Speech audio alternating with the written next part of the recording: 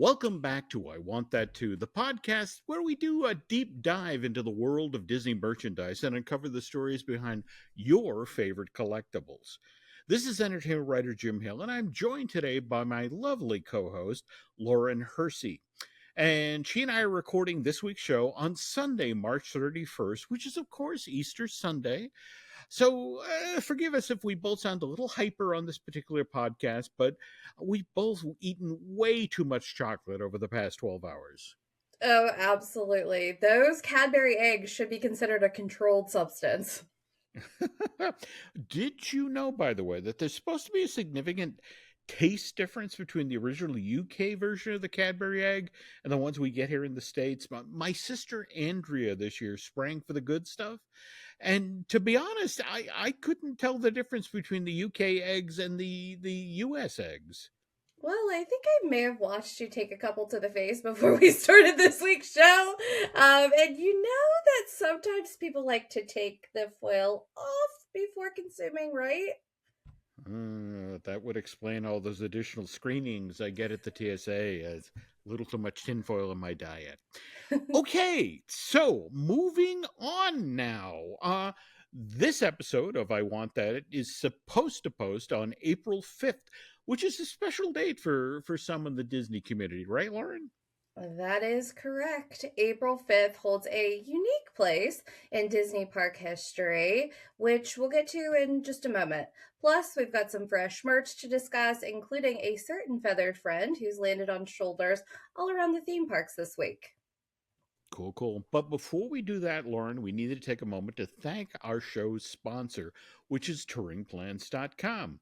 And given all there is to see and do in Central Florida, planning a trip to Disney or Universal can be a bit overwhelming. But with Touring Plans, you get personalized planning tools and insights to crowd patterns, which can then help you skip the long lines and make the most of your time in the Sunshine State. So save time and money by visiting our friends at touringplans.com. Okay, now that that's out of the way, why don't we talk about what's so significant about April 5th, Lauren? Well, it's on that date in 1998 that the Enchanted Tiki Room, under new management, first showed up at the Magic Kingdom in Florida. Which, for a significant number of Disney fans, is considered a day that will live in infamy. Oh, come on. Under new management wasn't especially a long lived show. It ran from 1998 in April to when? January of 2011. Okay, so that's over 12 years. That's certainly longer than Kite Tales ran at Disney's Animal Kingdom, or for that matter, far longer than Harmonious ran at Epcot. Your point taken. And just to be clear here, under new management did have its fans, and I was actually one of them. Really, Jim? Well, if only because this revised edition of that Adventureland classic had the meanest joke in Disney theme park history. No way. What was it? Okay, it came at the very end of the show after 90% of the guests had already exited the Sunshine Pavilion or were off in search of, well, they were in Adventureland. They were probably getting a Dole Whip. So, what was this mean joke then? Okay, so picture this: the animatronic Iago. He was one of the two new lead characters in Under New Management. He makes this big show of stretching out his wings first, and then he says, "Boy, I'm tired. I think I'm going to head over to the Hall of Presidents and take a nap." Oh, so you had one Disney theme park attraction calling out another attraction in the same theme park. Boring. Ugh, don't know how that went over. But here's the thing: it was true. When guests back in the 1990s, anyway, when they were surveyed about Disney's Hall of President, a word that came up way too often in the survey results was boring. Which is why, Lauren, for a time, the Imagineers toyed with the idea of pulling all those animatronic, commanders in chief out of that colonial era structure, and then replacing them with a soaring like attraction. The idea here was that guests would have been flown over significant historical structures in the United States, not to mention natural wonders like the Grand Canyon. I mean, but then where would people nap? I mean, it does honestly, though. It sounds like a great idea for a ride soaring over America. But we're here to talk about those tiki birds. So, why again was under new management so unpopular with a certain group of Disney fans? Look, to my way of thinking, it was because, well, Iago just didn't make fun of the Hall of Presidents. He also made fun of the original hosts of the Enchanted Tiki Room, Fritz, Jose, Pierre, and Michael. Oh, and those are the four old school parrot animatronics, right? That's it exactly. And Iago said things over the course of the show like, "You are boring tiki birds, and I'm a big celebrity." And like, listen, you bird brains, if you want to keep your jobs, you got to get hip. Ooh, that's some tough love for our beloved tikis.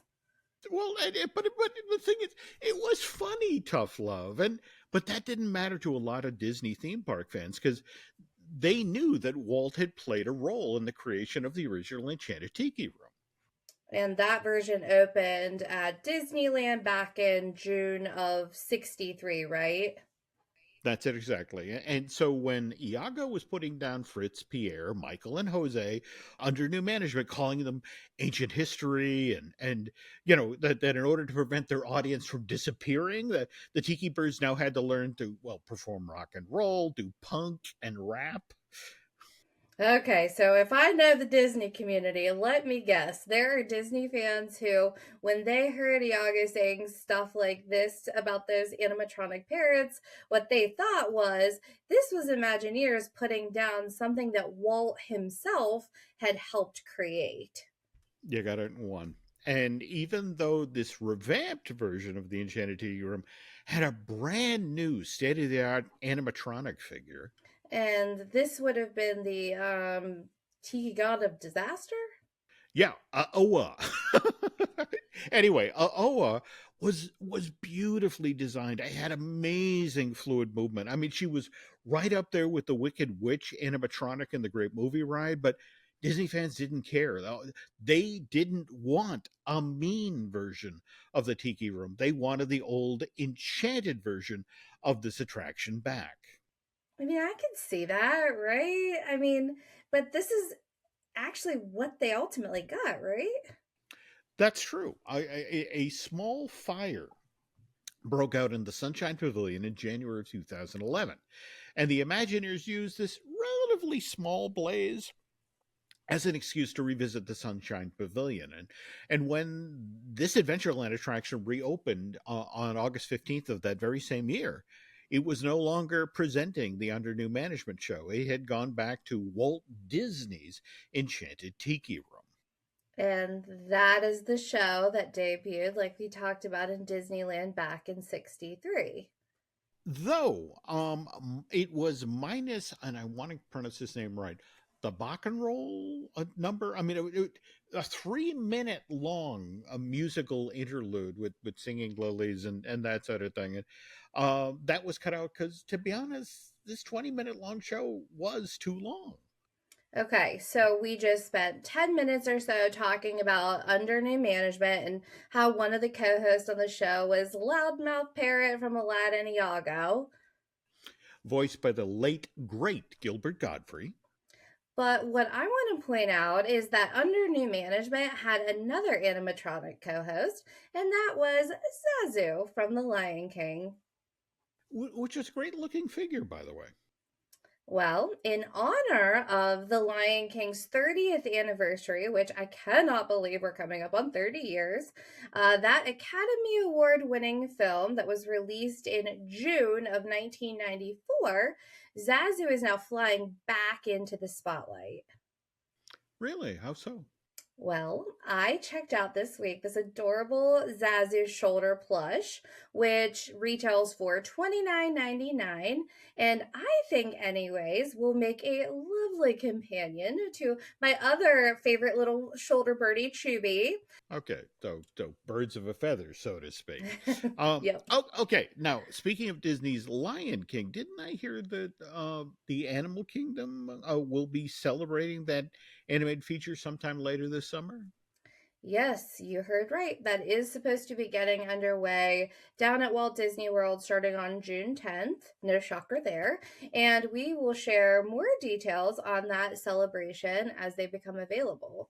And back now to the Enchanted Tiki Room. You know, if people want to learn about this attraction at the theme parks, there is a brand new book out that kind of shines a spotlight on this attraction. Indeed, it does, Lauren. And that book is entitled When the Birds Sang Words. 396-page hardcover, which was actually published in January of 2023. So we're kind of getting to the party late. But on the other hand, this Friesen Corp release is just so good. Lauren and I still wanted to shine a spotlight on it after the fact here. Right, as I do as well. I've got a copy that Eric and I recently brought right here. And I can't wait to dive in. And the author Ken Bruce, he's the two-time Emmy Award winner who wrote this book. What he's done here, and by the way, Bruce has done story work on movies you've seen, folks. Toy Story 3, Up, and Shrek. What he's done with Before the Bird Sang Words is really extraordinary because he doesn't just tell you the story of the development of Walt Disney's Enchanted Tiki Room, which is a fascinating tale in and of itself, but he also gives you all sorts of cultural context. I mean, he not only put you back in the 1960s, and at one point he put you all the way back at 1354. It turns out that there's this cathedral in Strasbourg that Walt Disney actually saw, when he was in the Red Cross uh, in World War One, and evidently it has all of these amazing mechanical figures that go off or get set in motion every day at 12:30. And Walt saw that, remembered that, and wanted to do similar stuff at his theme parks. And anyway, long story short, what's great about Before the Bird Sang Words is you get context, you get background, you get a deeper understanding of why things are the way they are in the Enchanted Tiki Room. That's so cool. And Ken also dug up some fun, never before revealed details about the project, like how back when the Enchanted Tiki Room was supposed to be a restaurant at Disneyland rather than a show. Well, Mr. Bruce dug up the menu that was supposed to be served while you watched all those mechanical birds performing. Oh, what was that menu going to be like? Well, people dining at Disneyland's Enchanted Tiki Room restaurant for their entree, they had a choice between almond chicken, sweet and sour ribs, and fried shrimp. And for dessert, how about a big slice of coconut angel cream cake? Mmm. Oh man, you're making me regret that I filled up on those Cadbury eggs. All right, Jim. So, why did we not get the dinner show version of the Enchanted Tiki Room? Well, I mean, there's a number of reasons. I mean, and let's be honest here. Walt himself had issues. In fact, Kent in the book tells this great story about when John Hench is sort of pitching the show to Walt, and he's like, no, we can't do that. We can't have birds over people in a restaurant. They'll poop on the food. And John's like, Walt, they're mechanical birds. It's like, oh, mechanical. Yeah, okay, good. We can do that.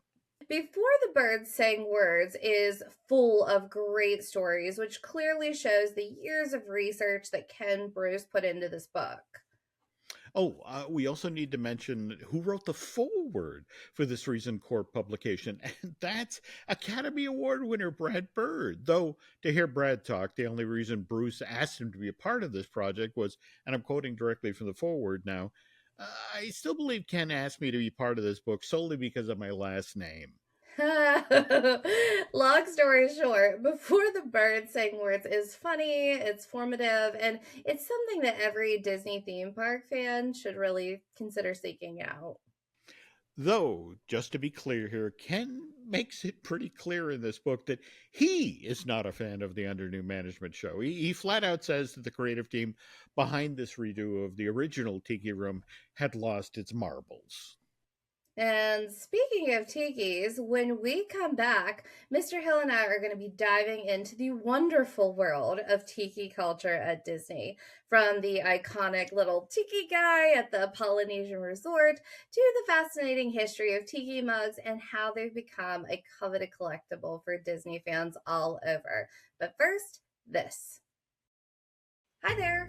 If you want to hear the rest of today's episode, you can head over to iTunes and listen to the full audio experience there. You can also head over to our Patreon, patreon.com/JimHillMedia, for the full video episode. Or if none of those options works for you, then we will see you back here next week.